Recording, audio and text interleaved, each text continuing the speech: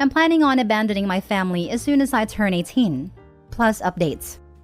Original post. My family sucks.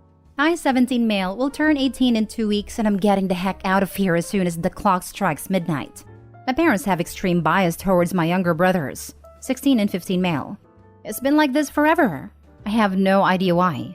I've always been the one who had to do all the chores in the house. I also have always been forced to play every single sport I possibly could, to the point where my schedule is packed 365 days a year. My father told me it would teach me to be a real man. But my brothers never had to do any of those. They're both fat, lazy bums who sit around and play video games all day and all night. They miss school at least 30% of the year and are constantly spoiled rotten by my parents. They already have thousands of dollars from birthdays, Christmas, and other holidays. As soon as I turned 12, I was told I would no longer ever be receiving gifts from my parents other than bare essentials. I was told I had to pay for my phone and any other expenses I wanted to own, and to never ever ask for anything. I wasn't able to own a phone or anything really special for myself until I was 16, because I couldn't find any actual jobs that paid good money. My parents also expect me to take care of my younger brothers when I'm an adult. My younger brothers have both decided they will not be going to college and do not plan on working a day in their lives. My father told me, "We kept you alive. You owe it to us." Screw you. I'm leaving a nasty letter on the table when I leave, and changing my phone number, emails, and everything. They will never be able to contact me no matter how hard they try. I know my younger brothers are gonna be screwed for life, since they have zero experience in how to survive in the real world, but I don't care. That's my parents' burden now. I hope they go broke from having to fund my brother's lifestyles, and I hope they lose everything. I have no sympathy for these people, and I will never feel bad no matter what happens to them. The only thing I owe my parents is the fact that because of the crappy treatment over the years, I am well capable of surviving on my own in the world. I'll be going to college to study finance in Virginia, and they have no idea I've been accepted to any college, never even asked. And I'm also very physically fit due to playing 6 sports a year. However, the trauma will never go away. They took away my entire childhood, and I will never forgive them for it. They can all go screw themselves. Now for the top advice before reading the updates. From the sounds of it, you will do fine. If your dad moans, tell him that you're doing what a man should do, making his own path in life. You don't owe them anything. Honestly, sounds like Opie got the best out of a crappy situation. Also, sounds like Opie should do a DNA test. One suggestion I have for you when you're out before you change your phone number. Contact your local police non-emergency line and tell them you are not missing and that you chose to leave. That you don't want contact with your family. Make sure they understand you're not missing, even if your parents give them their names to try and report you missing. Hey, thanks for the advice. I was thinking about this last night after posting this. It's very strange that they treat you so different, but you have no explanation as to why. Other times I have heard stories like this. It was because the child did not actually belong to one of the parents, usually the father.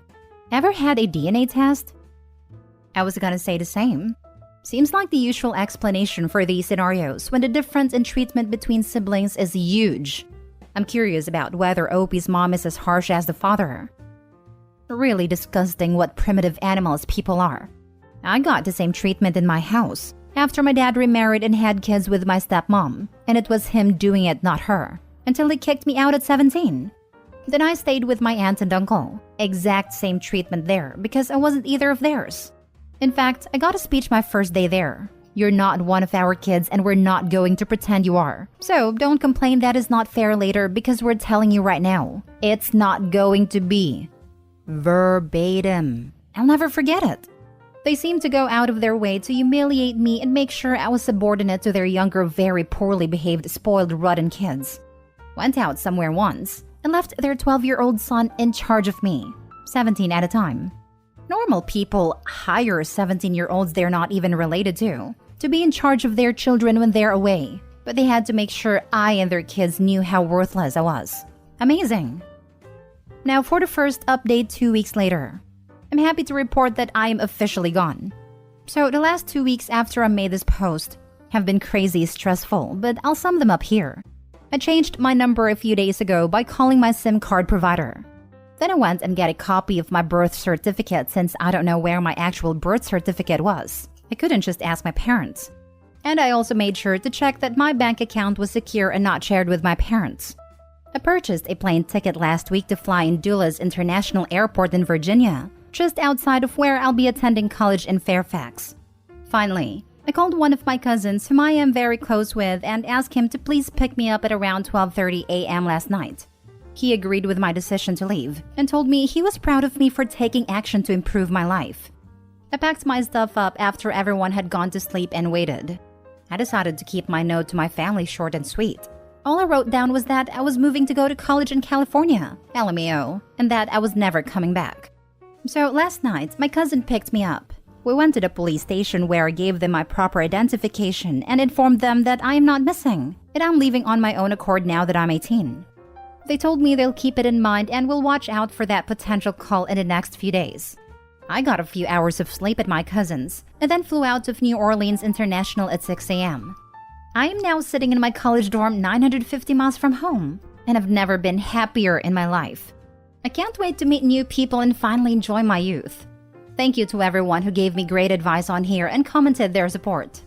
I didn't expect this post to take off like it did, but I'm happy my story has affected so many. I will update again in a few weeks. Second update, September 8, 2022. This post took off again these past 2 days. My phone has been blowing up with demands for an update, so I shall deliver. Life has been good. I've been in contact with a cousin who helped me and also a few other family members from back home. He said that my mother came to their house the day after I left to talk to my aunt about me leaving. She cried and gave my aunt this whole sub-story about how she can't believe I would abandon them. And my aunt told her maybe she shouldn't have treated me so wrongly throughout my whole life, which caused a huge fight and ended with my mom being thrown out of their house. So it seems me leaving has caused pretty much the uproar I imagined. I've been doing well, met plenty of new people, and made friends via classes and dorm neighbors. I'm in a better mental state that I've been in a very long time. I feel so relieved, and it just feels like a huge weight is lifted off my shoulders. It feels so good coming on here and reading all the support and positive comments I'm receiving. I'm really grateful for this community. I will continue posting updates in weeks to come. Thanks for everything, everyone. I don't understand what the parents' endgame was here. Why the hell would they treat their oldest son like an adult from the age of 12 onward and make their other kids absolutely incapable of dealing with life? What was the point of that? I bet $20 OP wasn't a planned child, or the parents have this firstborn child responsibility mindset. Or he wasn't a father's child. Maybe mom only married dad after she had been knocked up by someone else? That's where my mind went also. A fair kid.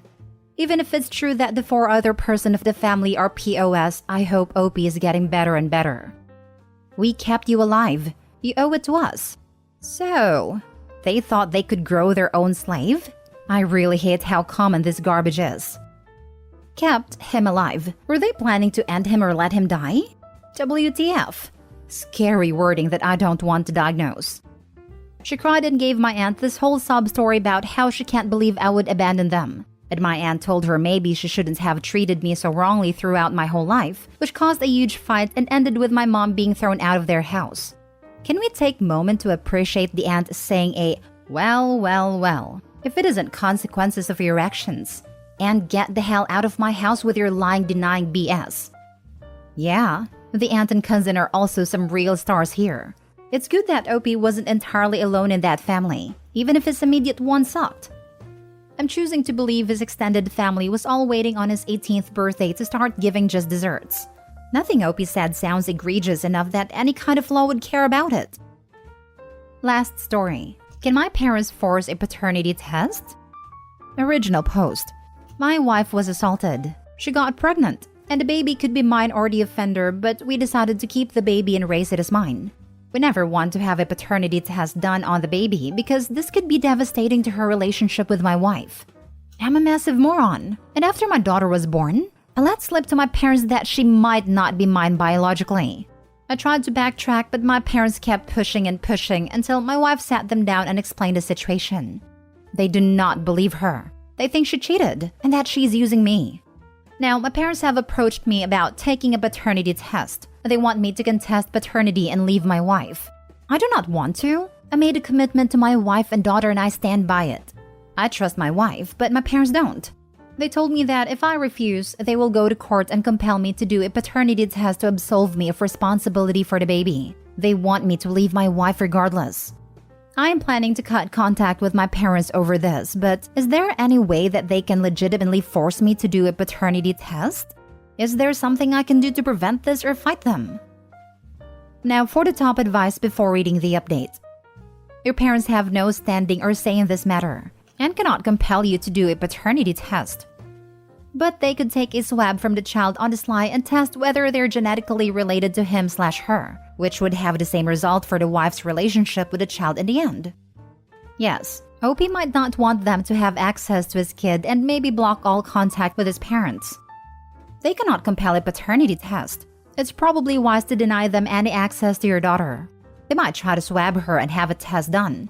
They wouldn't necessarily need a sample from you. They could test to see if she was genetically related to themselves. They probably wouldn't be able to take any legal action with the results, but it still seems like something you would prefer to prevent. Edited to add, you should be aware that if your daughter is not biologically related to you, she will likely discover it someday. With lots of genetic testing opportunities now available, it's not as possible as it once was to keep genetic sanguinity skeletons in a closet. If she's a baby now, it will be many years before this is likely to be an issue, and it won't change your legal paternity. But as she approaches adulthood, you and your wife should decide if you'd rather discuss it with your daughter or risk her finding out another way. This is scary. We will keep this in mind. Nothing your parents want in this situation is relevant. In your shoes, if you're up for confrontation, I would be very tempted to sit down and explain that if they do not drop this, not only will they not have a relationship with their child, but they also will not have a relationship with you, because you are not willing to tolerate this inappropriate intrusion in your personal life. People don't like having boundaries enforced on them, and this conversation will end badly. However, once your parents have cooled down, either they will accept your decision or they won't. If they don't, then follow through. Legally speaking, they have no standing. They'd have to be either of the purported fathers to do that, or to have some kind of legal right, such as guardianship, to look out for the father's rights. As your parents, they don't have that. Even if you were a minor, this is largely your and your wife's call. If your parents somehow actually find a lawyer willing to entertain this, or proceed pro se, and file an actual paternity suit, have a lawyer handle your response.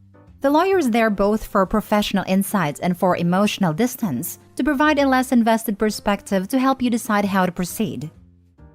And now for the update. I'd like to take a minute to say thank you to everyone who responded to my last post. Your advice helped prepare me for what came next.